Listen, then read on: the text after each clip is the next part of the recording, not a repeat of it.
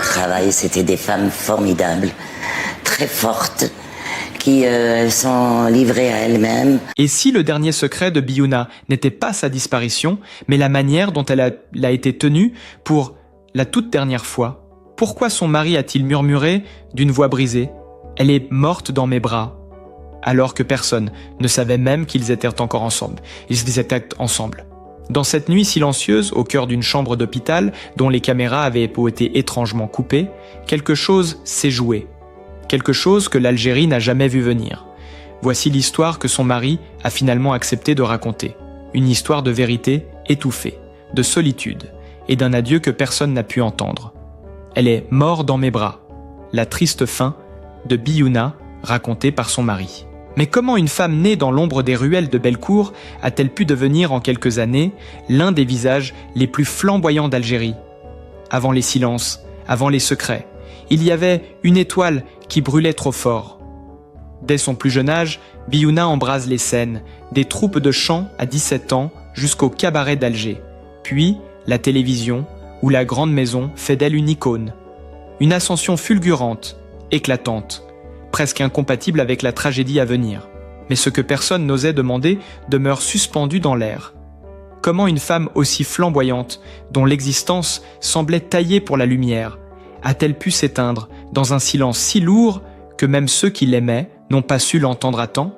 À mesure que son mari parle, sa voix tremble, non pas de tristesse uniquement, mais de ce mélange étrange de culpabilité, de nostalgie et de stupeur que l'on retrouve parfois chez ceux qui réalisent qu'à trop tard qu'ils ont traversé la vie d'un être précieux, sans jamais en comprendre toutes les ombres.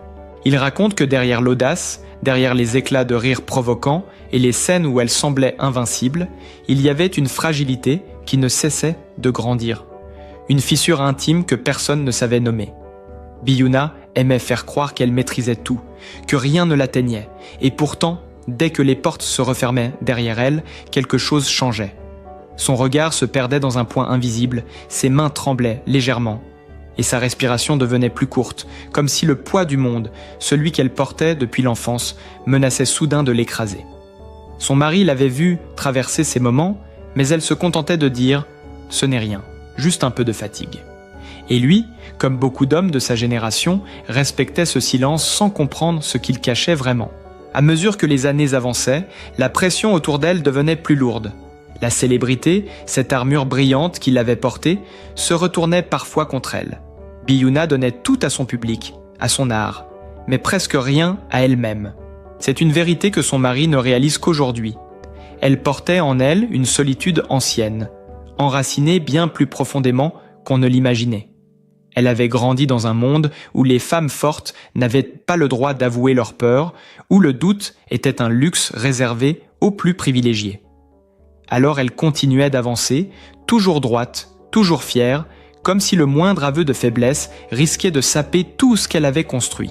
Et puis, il y eut les premières crises, discrètes, imprévisibles, presque honteuses pour celle qui avait bâti sa légende sur la liberté et l'insolence. Des nuits où elle peinait à respirer, où elle restait assise au bord du lit jusqu'à l'aube sans dire un mot. Des journées où elle s'enfermait dans la salle de bain, laissant l'eau couler pour masquer les sanglots qu'elle ne voulait pas qu'il entende. Son mari raconte qu'il frappait doucement à la porte, demandait si elle allait bien. Elle répondait « Laisse-moi juste un instant ». Mais cet instant durait des heures. Il ne comprenait pas encore qu'elle luttait contre une douleur profonde, peut-être physique, peut-être émotionnelle, peut-être les deux. Ce qui l'a toujours bouleversée, dit-il, c'est la façon dont elle reprenait le masque au moindre bruit extérieur.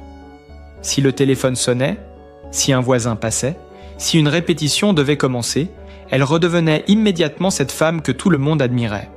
Droite, maquillée, audacieuse, drôle, comme si rien ne pouvait la toucher. C'était là son plus grand talent, mais aussi sa plus grande tragédie. Cacher parfaitement ce qui la rongeait. À partir de 2024, quelque chose se brise plus nettement. Elle sort de moins en moins, puis plus du tout. Son mari, incapable de la convaincre de consulter, observe avec une impuissance poignante le déclin progressif de celle qu'il a aimée toute sa vie. Elle ne veut plus ouvrir les rideaux, ne veut plus allumer la télévision, ne veut plus écouter de musique. La maison devient un refuge, mais aussi une prison. J'avais l'impression qu'elle disparaissait devant mes yeux, mais je ne savais pas comment la retenir, murmure-t-il. Parfois, elle se mettait à parler toute seule, évoquant des souvenirs d'enfance, des visages que lui ne connaissait pas, comme si elle se débattait contre des fantômes qui revenaient réclamer leur place. Puis, il y eut cette nuit étrange, quelques semaines avant son hospitalisation. Il raconte qu'il s'était réveillé sans savoir pourquoi. La maison était plongée dans un silence presque inquiétant. Un de ces silences qui semblent annoncer un basculement. Il l'a trouvée debout dans le salon, immobile, les yeux fixés sur un cadre posé à l'envers. Il ne savait même pas quelle photo se trouvait à l'intérieur. Quand il lui a demandé ce qu'elle faisait là, elle a simplement répondu « Je crois que je suis fatiguée d'être forte ». Ce furent les mots les plus honnêtes qu'elle lui ait jamais dits. Les jours qui ont suivi furent d'une lenteur douloureuse. Elle mangeait peu, dormait à peine, refusait toute visite. Son mari, désemparé, a fini par appeler un médecin de confiance qui lui a conseillé de l'emmener à l'hôpital. Elle n'a pas protesté, ce qui, selon lui, était le signe le plus alarmant. Biouna n'acceptait jamais qu'on décide pour elle. Dans le taxi qui les conduisait à Beni Messous, elle est restée le regard perdu, sans dire un mot, ses mains serrées l'une contre l'autre. À l'hôpital, tout s'est accéléré. Les médecins ont parlé de fatigue extrême, de complications, de soins à apporter immédiatement. Il a été installé dans une chambre isolée. Ce soir-là, son mari se souvient avoir senti une peur qu'il n'avait jamais éprouvée auparavant. Ce n'était pas seulement la peur de la perdre, mais celle de ne pas avoir su la protéger quand elle avait encore la force de se battre. « Si seulement j'avais insisté plus tôt », dit-il en regardant par la fenêtre de sa maison vide. Et puis vint ce moment que personne n'oubliera jamais. Une fin simple, presque douce, mais chargée d'une intensité qui le hantera jusqu'au dernier souffle. Il était assis à côté d'elle, tenant sa main, essayant de lui parler, même si elle ne répondait plus vraiment. Il lui racontait leurs premiers souvenirs, les nuits à Alger où il riait pour rien, les scènes où elle brillait plus fort que tous les projecteurs réunis. Il avait posé sa tête contre la sienne, comme pour lui offrir un dernier refuge. Elle a ouvert les yeux une dernière fois à peine, juste assez pour le regarder. Et dans un souffle fragile, presque imperceptible, elle a murmuré quelque chose qu'il n'a pas tout de suite compris. Ce n'est qu'en la serrant contre lui, en sentant son corps s'affaisser lentement, qu'il a saisi le sens de ses mots. C'est là, dans cette chambre silencieuse, entre un passé flamboyant et un avenir qu'elle n'aura jamais vu, qu'il murmurera finalement la phrase que toute l'Algérie découvrira plus tard, la phrase qui continue de résonner comme un cri étouffé « Elle est morte dans mes bras ». Mais ce que son mari n'avait encore jamais avoué, ni à la presse, ni même à ses amis les plus proches, commence vraiment là, après ces quelques mots arrachés à son chagrin. Car dire « Elle est morte dans mes bras » n'est que la surface visible d'une histoire bien plus complexe, faite de promesses murmurées, de choix difficiles et de secrets que Biouna avait soigneusement tissés autour d'elle comme une couverture fragile. Quand il ferme les yeux et remonte le fil de ces derniers mois, ce ne sont pas seulement les machines de l'hôpital, l'odeur du désinfectant ou la main de sa femme qui se relâche, qu'il revoit. Ce sont aussi leurs conversations à voix basse, tard dans la nuit, quand elle sentait déjà que le temps ne serait plus son allié. Il se souvient d'une soirée en particulier, quelques jours avant son hospitalisation. La lumière était douce, la télévision éteinte, et le silence de la maison n'était troublé que par le bruit lointain de la ville qui s'endormait. Elle lui avait demandé de s'asseoir près d'elle, sur ce canapé, où ils avaient passé tant de nuits à rire, à se disputer parfois, à rêver aussi. Ce soir-là, il sentit tout de suite que quelque chose était différent. Elle n'avait pas ce ton nerveux ou ironique dont elle se servait d'ordinaire pour tenir le monde à distance. Sa voix était plus lente, plus grave, presque fragile. « Écoute-moi bien », avait-elle dit, en posant sa main sur la sienne. « Je vais te demander quelque chose que tu ne vas pas aimer. » Il avait voulu plaisanter comme à son habitude pour alléger l'atmosphère, mais son regard l'en dissuada. Dans ses yeux qui avaient tant brillé sur scène, il vit une fatigue qu'il n'avait encore jamais osé regarder en face. Elle lui confia alors ce qu'il redoutait sans se l'avouer. Elle sentait que son corps lâchait, que la bataille serait plus rude cette fois-ci, peut-être impossible à gagner. Mais au lieu de réclamer de l'aide, au lieu de lui demander de se battre pour des soins à l'étranger, pour des spécialistes, pour des traitements lourds, elle lui demanda exactement l'inverse. « Je ne veux pas de combat spectaculaire, pas de spectacle autour de ma maladie. Je ne veux pas qu'on me voie affaibli, ni mes enfants, ni le public. Je veux partir comme j'ai vécu intérieurement, dans le silence, sur ce qui m'appartient. Promets-le-moi. » Ces mots le transpercent encore aujourd'hui. Elle lui demandait de renoncer à la tentation de sauver, de faire du bruit, de mobiliser, elle qui avait été si souvent au cœur des polémiques et des débats. Elle lui demandait de respecter le choix d'une femme qui avait passé sa vie à exposer ses idées, mais jamais ses blessures. Il se souvient avoir protesté, avoir insisté pour qu'elle tente au moins un traitement plus intensif, qu'elle accepte une hospitalisation plus tôt. Elle avait souri tristement, ce sourire qu'il connaissait si bien, celui qui mélangeait tendresse et obstination. « Tu sais très bien que j'ai toujours décidé de ma manière d'entrer en scène. Laisse-moi décider de ma manière de sortir. » C'est cette phrase qui l'obsède à présent. Elle ne voulait pas d'une fin héroïque, entourée de caméras, de visites officielles, de déclarations publiques. Elle ne voulait pas que l'on scrute son visage creusé, que l'on commente la moindre photo, que l'on cherche à lire dans ses yeux la peur ou le regret. Elle, la femme flamboyante, avait choisi une dernière scène à huis clos, presque murmurée. Et plus que tout, elle tenait à une chose: protéger jusqu'au bout ce qui avait toujours été son territoire secret, sa famille, ses enfants, ceux que le public ne connaîtrait jamais. Ce soir-là, après un long silence, elle avait ajouté, comme si cela lui coûtait: « Si je perds cette bataille, je ne veux pas que tu les appelles. » Il avait sursauté, persuadé d'avoir mal entendu. Comment une mère pouvait-elle demander cela? Comment pouvait-elle souhaiter que ses enfants ne soient pas prévenus, qu'ils n'accourent pas à son chevet, qu'ils ne soient pas là pour lui dire au revoir? Elle avait serré sa main un peu plus fort, comme pour l'empêcher de protester. « Ce n'est pas parce que je ne les aime pas, » avait-elle soufflé. « C'est justement parce que je les aime.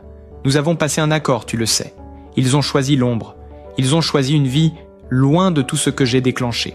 Si tu les fais venir, tu brises ce pacte. Tu les exposes à nouveau.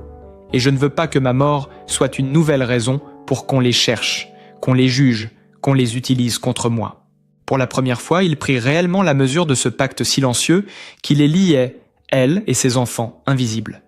Pendant des années, il avait accepté sans trop poser de questions. Il savait que les relations étaient complexes, que des blessures anciennes existaient, que certains choix avaient été douloureux de part et d'autre. Mais il n'avait jamais imaginé que jusqu'à la fin, elle défendrait cette frontière avec une telle détermination, quitte à renoncer à la présence de ceux qui partageaient son sang. Biyuna ne voulait pas d'une scène familiale autour de son lit, ni d'un adieu collectif qu'on aurait pu transformer en spectacle. Elle voulait, au contraire, que sa disparition n'ouvre aucune porte sur leur intimité. Alors, lorsqu'il répète aujourd'hui « Elle est morte dans mes bras », ce n'est pas seulement pour dire que physiquement, il l'a tenue au moment où elle est partie. C'est aussi pour dire qu'il a tenu tant bien que mal la promesse qu'il lui avait faite. Dans cette chambre d'hôpital, il était le seul témoin de ses derniers instants, le seul dépositaire d'une vérité que beaucoup ne comprendront jamais.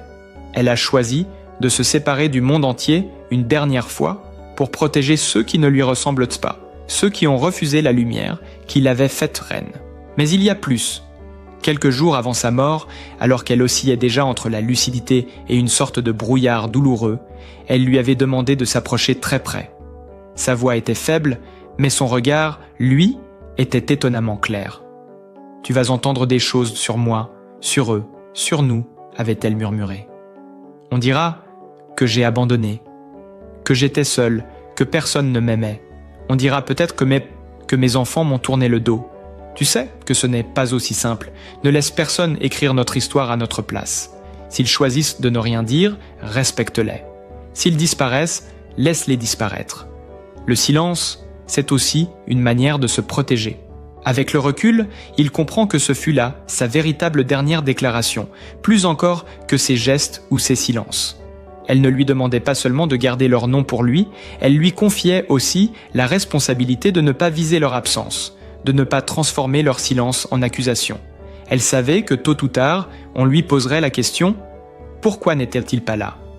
Elle savait que ce serait le réflexe de beaucoup, de juger, de chercher la faute. Alors elle a pris les devants, comme toujours, en demandant à l'homme qui partageait sa vie de tenir bon face à cette curiosité collective. C'était sa façon de dire « Ce que je n'ai pas montré de mon vivant ne sera pas consommé après ma mort.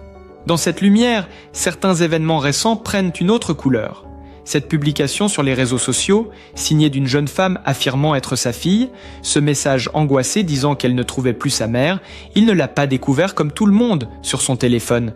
Un matin, on le lui a montré à l'hôpital. Entre deux visites, il l'a lu en silence, le cœur serré. Il a hésité à lui en parler, craignant de la bouleverser davantage. Et pourtant, un soir, où elle paraissait un peu plus présente, il a pris son courage à deux mains et lui a raconté. Elle a fermé les yeux, longuement, sans dire un mot.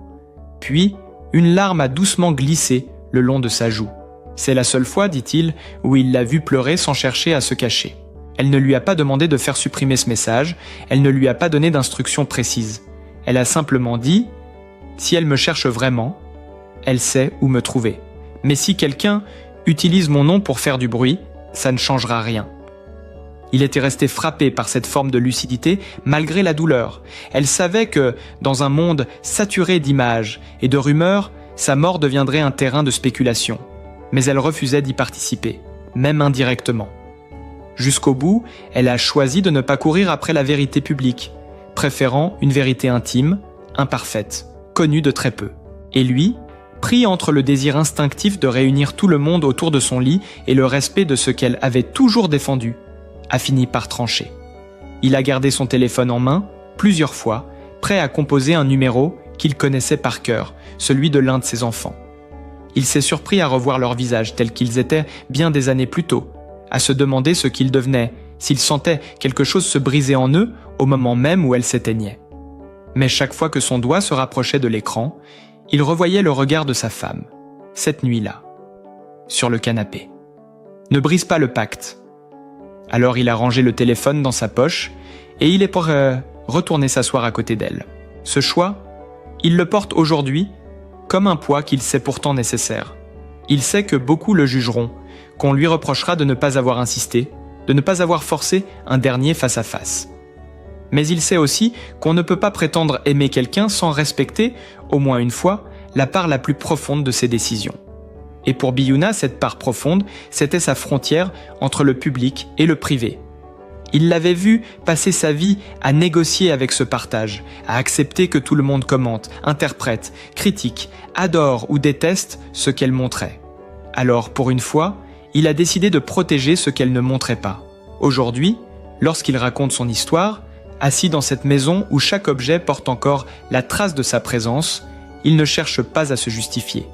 Il sait qu'il ne pourra pas combler le vide laissé par son absence, ni résoudre les questions qui tourbillonnent autour de ses enfants invisibles. Mais il peut, au moins, mettre des mots sur ce moment précis où tout a basculé, sur cette décision qu'elle a prise et qu'il a accepté de porter avec elle. Partir dans la discrétion, refuser les adieux spectaculaires et laisser au silence le droit d'exister là où d'autres auraient dévolu une image, un nom, une scène de plus. Et dans le fond, c'est peut-être là que se trouve la vraie rupture, le vrai tournant de cette histoire. La femme qui avait passé sa vie à provoquer, à choquer, à bousculer, a fait à la fin le choix le plus radical qui soit dans notre époque. Celui de ne pas tout raconter, de ne pas tout montrer, de ne pas tout expliquer. Un choix que son mari, seul témoin de ses derniers instants, tente encore de comprendre. Même en répétant, comme un refrain douloureux, les mêmes mots. Elle est partie comme elle l'avait décidé. Et oui, elle était morte dans mes bras. Mais au-delà de la douleur, au-delà de ce silence qu'elle avait voulu comme un refuge final, son mari raconte qu'il y a eu, dans les tout derniers instants de Biouna, quelque chose qui ressemblait étrangement à une forme de paix. Une paix lente, fragile, inattendue, presque comme une réconciliation discrète avec la vie elle-même. Il se souvient que, dans les heures précédant son départ, alors que sa respiration devenait plus calme et que son corps semblait enfin cesser de lutter, son visage avait changé. Les traits, auparavant crispés par la souffrance, s'étaient doucement relâchés. Ses paupières entr'ouvertes laissaient deviner un regard moins inquiet, comme si elle regardait non pas ce qui l'entourait, mais quelque chose au-delà, quelque chose qu'elle avait fini par accepter. Il aime dire aujourd'hui que malgré le poids des années, malgré les blessures cachées, elle a trouvé dans ces derniers instants une forme de renaissance intime.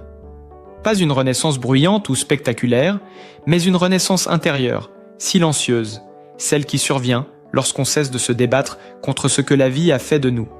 C'est sans doute ce qu'elle voulait dire quelques jours avant, lorsqu'elle lui avait confié qu'elle était fatiguée d'être forte. Ce n'était pas un aveu d'abandon, mais un aveu de lucidité. Elle avait porté sa vie comme une armure, puis comme un fardeau, et au moment de partir, elle semblait enfin prête à s'en libérer. Il se rappelle qu'elle a murmuré quelques mots, à peine audibles, mais qu'il n'a jamais oublié « J'ai fait ce que j'ai pu ». Ce n'était ni un reproche, ni une plainte. C'était une manière d'accepter son propre parcours, avec tout ce qu'il avait comporté de choix difficiles, de sacrifices, de réussites et d'erreurs. Elle ne cherchait plus à se justifier, ni à s'expliquer. Elle acceptait enfin d'être simplement humaine, avec ses forces et ses failles. Pour lui, pour ceux qui l'ont admirée, de près ou de loin, cette phrase résonne comme une vérité profonde. La grandeur d'une vie ne se mesure pas à l'absence de défauts, mais à la manière dont on avance malgré eux. Et c'est peut-être là, dans cette forme de dépouillement, que se trouve la plus grande leçon qu'elle laisse. Biouna, qui avait passé sa vie à casser les codes, à choquer, à repousser les limites imposées aux femmes de sa génération, avait trouvé, au crépuscule de sa vie, une manière de faire la paix. Avec son passé, avec ses choix, avec ses silences, mais aussi avec ceux qu'elle avait aimés à sa façon, parfois maladroitement, parfois douloureusement. Son mari dit qu'il n'a jamais vu autant de douceur dans son regard que dans ces derniers instants, comme si elle lui disait sans mots qu'elle ne regrettait pas tout, même si tout n'avait pas été simple. Il ne sait pas si elle a pensé à ses enfants, à leur absence, à leur choix de rester dans l'ombre, mais il aime croire qu'elle les a portés avec elle, non pas comme une blessure, mais comme un lien invisible, apaisé. Il aime croire que dans ce souffle final, il y avait une forme de pardon silencieux, quelque chose qui ressemblait à un adieu serein. Pas un adieu brisé par le manque, mais un adieu délicatement posé sur ce qui avait été, sans tenter de le réparer au dernier moment. Elle avait compris, peut-être avant lui, que certaines relations ne se vivent pas dans la lumière, qu'elles existent dans les interstices, dans ce qu'on ne dit pas, dans ce qu'on protège, même maladroitement. À travers tout cela, il reste profondément marqué par l'impression que, dans ces dernières heures, Biouna n'était plus la femme traquée par la maladie, ni l'artiste prisonnière de son personnage public. Elle était redevenue la jeune fille de Bellecour, celle qui chantait parce que c'était la seule manière qu'elle connaissait pour respirer un peu mieux. Elle avait perdu ses forces, mais elle avait retrouvé une certaine vérité, un certain calme intérieur. Et lorsqu'il y repense aujourd'hui, il se dit qu'elle n'a pas seulement quitté la vie, elle s'y est, d'une certaine manière, réconciliée. Il reste ce souvenir, cette image presque irréelle d'un visage qui semblait s'éclairer malgré la souffrance. Une expression qui disait « J'ai tenu jusqu'au bout, j'ai aimé à ma façon, et maintenant je peux partir ». Pour lui, cette paix, si discrète soit-elle, a été un cadeau inattendu, une façon de comprendre que même ceux qui ont vécu dans le tumulte peuvent trouver au dernier moment un chemin vers la douceur, un chemin vers l'acceptation, un chemin vers cette forme étrange de renaissance que l'on rencontre seulement quand on cesse de se battre contre soi-même. Et même s'il ne l'avouera jamais vraiment, il sait que cette transformation silencieuse l'a changé lui aussi. Depuis ce jour, il regarde la vie différemment, avec un respect nouveau pour ce qui se joue dans le cœur de ceux que l'on croit connaître. Parce que ce qu'il a vu, ce n'était pas seulement la fin d'une femme célèbre, c'était une femme qui, dans un dernier souffle, a trouvé une manière d'être enfin elle-même, loin du bruit, loin du jugement, loin des attentes. Une femme qui, malgré les contradictions de son existence, a su quitter ce monde avec une sincérité bouleversante. Une femme qui, sans le dire, a fait la paix avec ce qui avait été et avec ce qui ne serait jamais. Au fond, le dernier cadeau de Biouna n'a pas été une chanson, ni un rôle, mais ce murmure discret qu'elle laisse derrière elle. La vie n'est jamais parfaite, mais elle mérite d'être vécue avec sincérité, même dans ses silences. Son mari le sait désormais, certaines vérités n'ont pas besoin d'être criées pour exister, et certaines histoires n'ont pas besoin d'être résolues pour toucher ceux qui les écoutent. Peut-être est-ce cela, finalement, la trace qu'elle nous offre, la force d'accepter, de laisser aller, de reconnaître que chaque être porte ses ombres et ses lumières. Si cette histoire vous a ému, si elle a réveillé en vous un souvenir, une réflexion ou simplement une tendresse inattendue, n'hésitez pas à le partager. Laissez un commentaire, un mot, un geste pour faire vivre sa mémoire. Et si vous souhaitez découvrir d'autres récits humains, sincères et profonds, pensez à liker la vidéo et à vous abonner à la chaîne. Merci d'avoir été présent pour accompagner ce dernier adieu.